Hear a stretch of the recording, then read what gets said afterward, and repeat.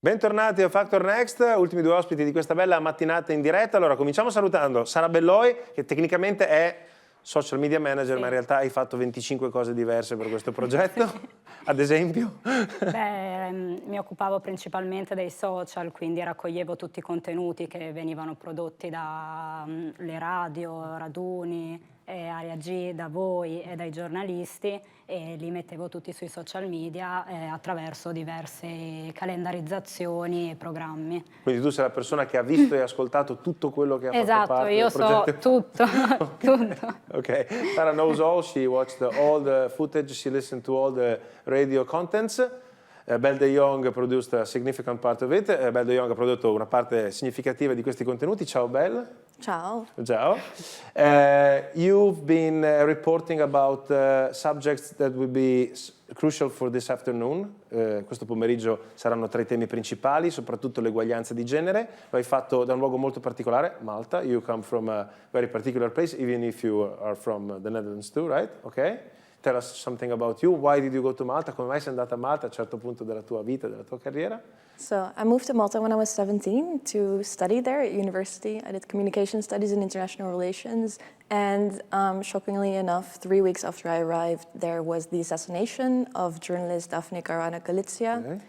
And I followed in her footsteps, becoming a journalist as well. Ok, quindi è andata a studiare a Malta quando aveva 17 anni, poi poche settimane dopo, 3 settimane dopo, c'è stato l'omicidio di Daphne Caruana Galizia, una delle vicende più terribili dal punto di vista giornalistico degli ultimi tempi, assassinata perché stava realizzando dossier, un reportage giornalistico sulla corruzione politica, the political corruption, not only in Malta, but worldwide, right? It was Yes, she worked on the Panama Papers. That was the final straw. Ok, collegata ai Panama Papers, una cosa che ci ha raccontato Belle è che la situazione a Malta è molto complicata. You made us find out that Malta is not a little happy island in the European Union, non è una piccola isola felice nell'Unione Europea, ma ha problemi enormi di cui tutta l'Europa si sta occupando. Huge problems, right? Yes. That Europe is taking care of. Yes, yes. I wish it was a paradise, but no, it has its issues. I reported, for example, on the Golden Passport scheme, where they are selling European passports to billionaires from Russia, from Saudi Arabia, from China.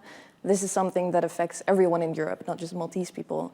And there's a lot of money laundering and sketchy business involved in this as well. È uno dei reportage che ha fatto per Factor Next, parla del fatto che appunto Malta è un luogo in cui si possono acquistare i passaporti per 1,6 milioni di euro, right? Yes, at this point. Che sembrano tanti soldi, ma in realtà ad esempio per persone che non potrebbero avere il passaporto e vengono magari dalla Russia in questo particolare momento politico, dall'Arabia Saudita o da altri paesi, sono una scusa per diventare cittadini europei, cosa che comporta dei vantaggi enormi. Being a European citizen has huge advantages for those people, right? Exactly, yes. They can travel, they can live here, they can work, they can do business, which is their most important interest, yeah. Sì, possono lavorare, appunto fare anche business in Europa, che è il più grande mercato europeo. Sara, tu ti sei fatta appunto questa vastissima cultura attraverso il lavoro dei nostri ragazzi. Cos'è che ti ha colpito di più nel loro modo di lavorare, magari paragonato al nostro, no? Tu prima conoscevi il linguaggio di TR Media nel raccontare queste pillole e poi hai potuto scoprire quello dei ragazzi. Sì, infatti diciamo che dal primo anno di progetto al secondo c'è stato questo grande cambiamento proprio di una comunicazione rivolta ai giovani e ai social.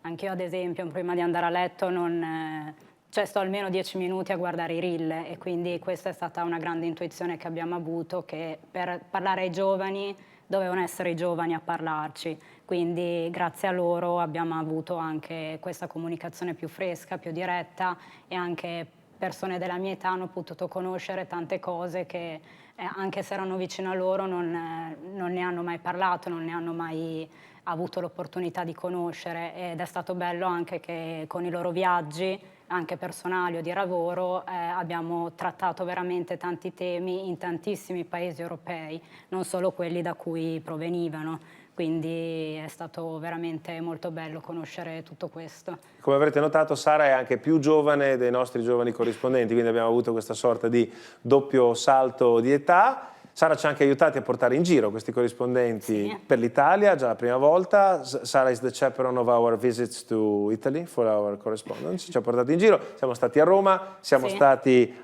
soprattutto al Festival AI di Forlì, Esatto. nel quale li abbiamo visti in campo, no? Letteralmente. Sì, Come sì, se la sì. sono cavata? Ah, se la sono cavata molto bene, hanno parlato con tantissime persone, era un evento internazionale, noi infatti abbiamo deciso quest'anno di parlare a un pubblico internazionale, loro parlano inglese, i sottotitoli in inglese e questo ci ha permesso anche con le collaborazioni con gli enti che venivano intervistati di raggiungere veramente tutta Europa. Anche a quell'evento c'erano tante persone dall'Olanda, dalla Francia, dal Belgio che venivano lì e il fatto di parlare tutti una stessa lingua ci ha permesso proprio di rivolgerci a tutti. Tra l'altro ho visto nelle immagini di U Factor Next, qua stiamo vedendo quando Boris e Christophe hanno condotto per noi sì. il programma, ho visto i mitologici Qua il nostro- cappellini di U Factor Next, the little hats Esatto. of U Factor Next, which we will try to provide you before you go home, proveremo a regalarlo anche ad Amebele e Laura naturalmente. Questo pomeriggio sarà un evento, diciamo così, meno colloquiale, un pochino più solenne, it's going to be a more solemn event this afternoon, but you two have some important questions that you might anticipate to us, puoi anticiparci le domande che farai al pubblico. Ricordiamo l'europarlamentare Alessandra Moretti e poi i leader di associazioni femministe e del mondo cooperativo. What questions you have in mind for this afternoon? So for Malta, there is this one particular issue related to gender equality, and it is that it has the strictest abortion laws in Europe. It's on par with countries like Congo, for example, and Iraq. And it means that basically in no case, even when a woman's life is at risk, we can have the procedure of an abortion in Malta, which means that every year 400 women either travel abroad or do it at home illegally with unsafe practices, unfortunately. This is something that the EU stands for. Abortion is a human right. They voted for this. There was the first Maltese MEP to actually vote for that last year, and we discussed abortion in Malta at the European Parliament. So I want to ask what the EU can do further to enforce these kind of legislations in Malta, to what extent they can intervene and provide support to women who need an abortion. Ok, riassumo rapidamente. Malta ha una legge sull'aborto, anzi non ha una legge sull'aborto, era paragonabile al Congo o all'Iraq fino allo scorso anno. È stata costretta dal fatto di essere nell'Unione Europea a cominciare a parlarne lo scorso anno. È nata una legge not particularly satisfying law so far, una legge non particolarmente soddisfacente. È un tema di cui Bell si occupa spesso, è stata anche a conferenze, in questo caso a Bruxelles, e vuole chiedere agli ospiti di questo pomeriggio cosa può fare ancora l'Unione Europea, non soltanto come istituzione politica, not only as a political institution, but also as a cultural influence to help Malta have a serious law, per aiutare Malta ad avere una legge sensata, perché dice 400 donne maltesi all'anno o vanno all'estero o fanno a casa, che è una cosa terribile, cercare di perpetrare in questo caso una pratica così rischiosa, so risky for the body, at home it is so dangerous. Qui vediamo alcune immagini, tra le altre cose abbiamo visto Roberta Mezzola. You talk to us about Roberta Mezzola because she's from Malta. Ci hai parlato di Roberta Mezzola perché è originaria di Malta, una figura politica della quale tu hai dato comunque un buon giudizio, più o meno, a good judgment overall about Roberta Mezzola. You want to explain to us what you told us in this video? Yes, for sure. Roberta Metsola, she's quite a interesting figure both in Malta and now as a representative of Malta in the European Parliament as the president. She, I feel, is very objective in her current role. When she was a politician before, she was against abortion, for example, but now that she has to represent the European Parliament as a whole, she kind of changed her stance on that. Within Malta, she is semi-controversial also because she's part of the Nationalist Party, which is the opposition right now. And not everyone in the country is a big fan of her. However, I feel like she's doing a very good job on a European level, and she does represent Malta in a way that is mostly non-corrupt and representative. Ok, ci racconta che Roberta Mezzola intanto è all'opposizione in patria perché il partito nazionalista è in questo momento all'opposizione mentre quello laburista è il partito di governo, e poi che è una figura che è riuscita a cambiare da quando le hanno dato un incarico europeo tutte quelle opinioni che rendono Malta un paese un po' strano nell'Unione Europea. Ad esempio era anti-abortista, ma in questo caso ha cambiato la sua posizione, adesso lotta perché Malta faccia un'evoluzione positiva. Probabilmente è quello che l'Europa ci chiede anche un po' di fare, quello di cercare di avvicinarci agli altri 26 paesi ed essere un po' meno noi stessi, be a little less of ourselves and more close to the other 26, which are a big number, sono un grande numero, quindi se ti avvicini a 26 persone tendenzialmente mitighi un po' le tue posizioni. Allora, andiamo a parlare di un altro tema chiave della nostra giornata, del nostro progetto, quello dell'ambiente. Torniamo da Irene Barahona e parliamo di incendi, perché purtroppo in Europa in questi giorni non ci sono solo state le alluvioni come quelle che hanno colpito il nostro territorio. Ciao everyone! Ciao da Irene. Oggi parliamo di come l'Unione Europea sta aiutando la Spagna a combattere gli incendi.